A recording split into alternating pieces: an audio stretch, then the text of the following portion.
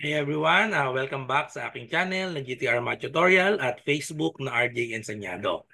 So for today's video, we will discuss another set of number series. So part 3 na ito. So ito daw ay mga lumabas dati. Okay? So sagutan na natin at try nyo muna sagutan kahit wala pang mga choices. Okay? So ayan, so sagutan na natin ang ating number series. So number 1, so we have 6.9, 6.3, 6.7, 6.1, 6.5. What is the next number? Okay? So kung mapapansin niyo itong number series na to, medyo paiba-iba, no? So from 6.9, bumaba, naging 6.3. So tapos from 6.3 tumaas naman. Tapos bumaba ulit, tapos tumaas. Tapos, syempre, bababa ulit yan. So, yung pattern natin, addition, subtraction, addition, subtraction. Kasi, dumadagdag, tas bumabawas. Okay, so, 6.9 naging 6.3, nag-minus 0.6 tayo dyan. Tapos, dito naman sa baba, 6.3 naging 6.7, so nag-add naman tayo ng 0.4. Tapos, 6.7 naging 6.1, so bumaba ulit, parehas, 0.6 pa rin. Tapos 6.1 naging 6.5 to plus 0.4. Okay, so constant yung dinadagdag at binabawas. Ano? So 6.1 plus 6 plus 0.4, 6.5. So ang next natin na pattern ay minus 0.6 ulit. So therefore, the correct answer is 5.9. Okay, so letter A. Okay, so next number 2. Okay, so ano ba tong pattern na to? So kung sa unang tingin niya parang mapansin niyo medyo mahirap ito ah. Kasi 28 naging negative 7, naging negative 6, tapos naging positive, positive. Okay, so yung pattern dito siguro hindi lang basta nagmumultiply, nagsasubtract. So siguro alternate din. Kasi gawa nitong negative sign magkatabi. Tapos magkatabing positive. So malamang negative to. Okay, so tingnan natin ano bang pwedeng maging pattern dito sa 28 naging negative 7. So di ba parang divisible to, no? Parang dinivide sa negative 4. So divide sa negative 4, 28 divided by negative 4, that is 7. Tapos from negative 7, naging negative 6. So nag-add tayo dyan ng 1. Okay, so try natin kung ganyan nga yung pattern. So we have negative 6, naging positive 1.5. So nag-change ng sign. So ibig sabihin, dinivide ulit natin yan sa negative. So negative 4 ulit. So ilan bang 1.5 meron sa 6? Di ba 1.5 times 4 equals 6. Okay? So negative, kaya nag-change ng sign. So tapos, so dito ulit, yung pattern plus 1 ulit. Okay? So confirm ang pattern divided by negative 4 plus 1. Divide negative 4 plus 1. So dito, magdi-divide ulit tayo sa negative 4. Okay? So magiging sagot dito, automatic ay negative. Okay? So divide lang natin yan. So decimal lang magiging sagot. So 2.5 divided by negative 4. So, yan. O kahit 4 na lang. So, divided by 4. So, dagdag tayo ng 0. Hindi kasi eksakto yan eh, no? So, dagdag ng ilang 0 ba? Kung 50 yung dulo, hindi pa rin divisible sa 4. So, dalawang 0 ang idadagdag natin. So, itapat lang natin yung decimal. 2 divided by 4, hindi pwede, no? So, 0. 25 divided by 4, we have 6. Times 4, we have 25. 24. Subtract, so we have 1. Bring down 0, 10 divided by 4 is 2. 2 times 4 is 8. Subtract, so we have 2. Bring down the last 0, 20 divided by 4 is 5. So 5 times 4, 20. Ayan, so 0 na. So therefore, the answer is negative 0.625. So the correct answer is letter B, negative 0.625. Okay? So next, number 3. Okay, so medyo madali yung pattern na to. Dalawa yung titingnan natin. So una 1, sumunod 3, sumunod 9. Ito 2.7. Pero itong 2.7, pwede natin yang gawing, i-convert natin ito kasi kung mapapansin nyo, powers of 3 to. Yung 1 ay 3 to the 0. Yung 3 ay 3 to the 1. Ang 9 ay 3 square. Itong 2.7, ay, ano to, pwedeng isulat yan as 3 cube. Pero yung 2.7, baguhin muna natin. Gawin natin 27 muna. Okay, so tapos 3 cubes. So kung maging 27 ito, minove natin ito. So dapat itong 11, mababawasan din, magiging siyang times 10 to the 11. Okay? Kasi minove natin ng isa dito. So dapat mababawasan itong 12 natin, magiging 11 na lang siya. Okay? So therefore, ito 3 cube times 10 to the 11 na siya. So yung susunod dito, so magiging 3 to the 4th na siya times 10 to the, tingnan natin ang exponent dito, to the 5th, to the 6th, to the 8th, tas to the 11. So tingnan naman natin yung pattern dun sa exponent natin. So sulat natin dito. So 5, 6, 8, 11. So ano yung sumunod? So ito yung sa exponent. So dito ay plus 1, naging plus 2, naging plus 3. So yung susunod, plus 4 dapat. So yung magiging exponent natin, 3 to the 4th times 10 to the 15 dapat. Okay? 10 to the 15. Pero 3 to the 4th ito, so magiging siyang 81 times 10 to the 15 power.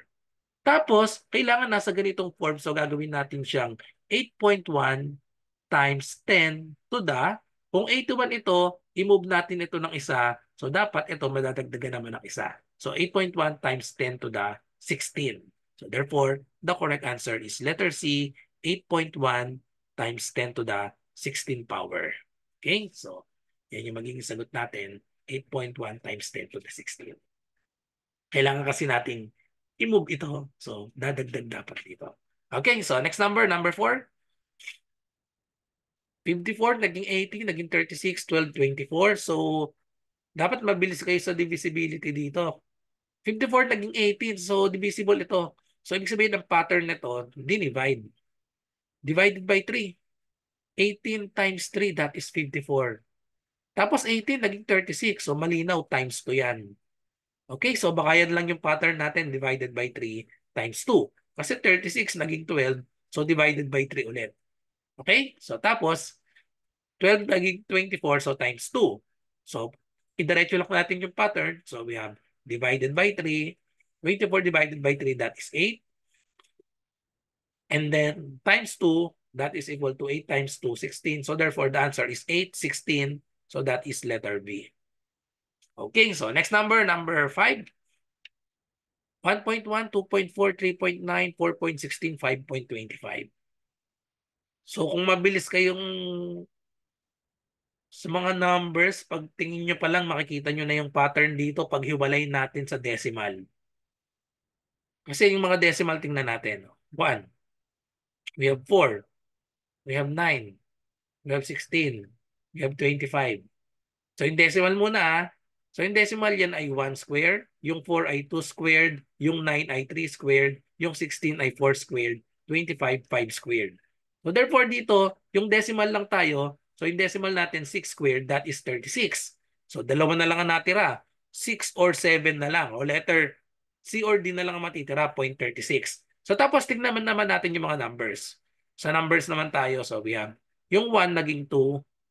So plus 1, o plus 1 lang ata lahat. So 1, ayan, 2 naging 3, so plus 1, 3 naging 4, plus 1 lang, 4 naging 5, plus 1. So susunod natin, plus 1 lang din tayo dito. So magiging 6.36. The correct answer is letter C. Okay? So next, number 6. Ayan, so mounting number lang at tumataas. So ibig sabihin, ang pattern niyan ay nag-a-add lang. Pataas kasi lahat, 3, 9, 19, 33. So tingnan natin kung ano yung in-add. From 3 naging 9, so plus 6. 9 naging 19, plus 10. 19 naging 33, plus 14. Okay, so kita na natin yung pattern dito sa ina-add, dumadagdag ng 4. 6 naging 10. Eh di 6 naging 10, o nag-plus 4 lang dito. So 10 naging 14, plus 4 lang ulit. So dito 14, plus 4 ulit tayo, ang magiging susunod na ipa-plus natin ay 18. Okay? So 33 plus 18, that is equal to 51. Okay? So tama no? 3 plus 8, 11. Okay, 51. The correct answer is letter C, 51. Okay, so next number. Ayan, so 10, 16, 28, 52. So malinaw na dumadagdag ulit. So magkakaiba ulit yung ina-add dito. Wala kasing common difference eh, no? So 10 naging 16, so nag-add lang tayo ng 6. 16 naging 28. Ano yung dinagdag dito? Plus 12. Okay, so parang multiples of 12 to . So 28 naging 52. Ano yung dinagdag dito? 12 minus 8. So that is 4. Ito magiging 4 minus 2, 24. Ayun. So yung ina-add natin, tina-times 2 ito. Yung 6 naging 12. So times 2. Yung 12 naging 24 times 2. Okay? So yung susunod na i-add natin dito, 24 times 2, 48. So plus 48 yung susunod natin na idadagdag. 52 plus 48, eksakto na 100, letter C. So parang pwedeng gamitin yung ano dito, power of C. Parang puro letter C yung nakikita kong sagot. Okay, so number 8. So 1 half, 1, 1/4, 4. So mapapansin nyo yung mga numbers natin. 1 half, 4, 4, puro mga multiples of 4. No, power of 4 pala yan, power of 4. So 8, 16, 32, 48, 64. Ayan, so puro mga power of 4 nga to. So yung 1 half, paano naging 1 ito? Pwedeng times 2, ano? Times 2, 1 half times 2. Maging 1. Tama? 1 half times 2 is 1. Kaso ito, 1, naging 1/4. So divided by ilan ito? 1, naging 1/4. Divided by 4 ito. Okay, so divided by 4. So tapos ito naman, 1/4, naging 4. So parang magiging times naman ulit, no? Times 2 divided by 4. 1/4 para maging 4. Ito ay dapat 16 divided by 4, no? So times 16. So times 16. So ito, magiging division ulit ito. So yun yung ating... So, tapos gawin nating powers. Nakakalito itong 2 times 2 divided by 4 times 16. So pag ginawa nating powers of 2 ito ay times 2 to the... Ang ilagay na lang natin yung ano. Times 2, so 2 to the 1. Divided by 4, that is 2 square. Times 16. So ang 16 ay 2 to the 4th. Okay, 2 to the 4th ano. So sumunod, so ano yung pattern natin dito? 2 to the 1, 2 to the 2. Minumultiply sa 2. So 1 times 2, we have 2.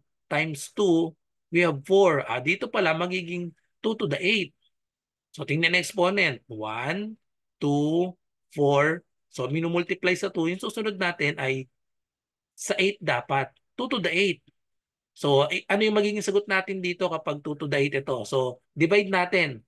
Yung 4, pwede natin i-express ang 4 as 2 to the 2 square divided by 2 to the 8. Okay? So pag dinivide, so subtract natin yung exponent, magiging 2 to the, okay, so magiging ano siya, 1 over 2 to the 8 minus 2, that is 6. So therefore, simplify natin 1 over, ang 2 to the 6 ay, we have 2, 4, 8, 16, 32. Ang susunod sa 32 ay 64. So 1 over 64 ang tamang sagot natin, letter E. Okay? So yung pattern natin, alternate na times divide, tapos yung exponent natin, doon natin makukuha yung ano. So powers of 2 lahat sila. Okay? So next, number 9. Okay, number 9, madami lang pero mukhang madali naman yung pattern. Isa-isahin lang natin. 18, naging 16, naging 14. Okay? Minus 2 lang. So 18, 16, 14, edi ang susunod natin ay 12. O tingnan natin yung operation. O hindi na babago yung operation. Division lahat. O tapos ganun ulit. 2 times 3 lahat. Division times 2 times 3. So therefore, ang pattern na natin, 12 divided by 2 times 3. Okay, so evaluate lang natin to. PEMDAS, 12 divided by 2, we have 6 times 3. Therefore, the answer is 6 times 3, 18. Letter E. Okay? So next, last number, number 10. Okay, so pag ganito, ayan, dalawang pattern nito, isa sa decimal and then sumunod naman yung exponent natin. So tingnan natin ang decimal, 1.45, 3.45, may blank 7.45. So mapapansin nyo lahat sila may 45. So automatic may 0.45 yan. So tingnan natin yung pattern dun sa whole number natin. So we have 1, naging 3, tapos dito naging 7. Nawala yung dito. So ano yung magiging mapapunta dito para magkaroon ng pattern? 1, 3, 7. So ito ay magiging 5. Okay? So 5 kasi tingnan natin. 1 plus 2, 3 plus 2, 5 plus 2, 7. So therefore, we have 5.45 times 10. Tingnan naman natin ang pattern sa exponent natin. So yung exponent natin, 2, 4 blank, wala dito, and then 16. Oh, so parang medyo mahirap yung pattern nun ah. So 2, naging 4, naging blank, naging 16. So powers of 4. Sorry, powers of 2 pala. 2, 4, yung missing dito, 8 dapat ito para magka-pattern. So di ba, 2 to the 1, ang 4 ay 2 square, ang 8 ay 2 cube, ang 16 ay 2 to the 4th power. Therefore, ayan, kompleto na 5.45 times 10 to the 8. So 10 to the 8, ayun, letter D, 5.45 times 10 to the 8 power. Okay, so that's it. Thank you for watching and kita-kita pa tayo sa mga susunod pang mga number series na mga lumabas dati. So makaka-confirm lang nito yung mga nag-take ng exam kung lumabas ba talaga yung mga number series na yan. Okay, so good luck po sa lahat na nagre-review. Bye-bye and God bless.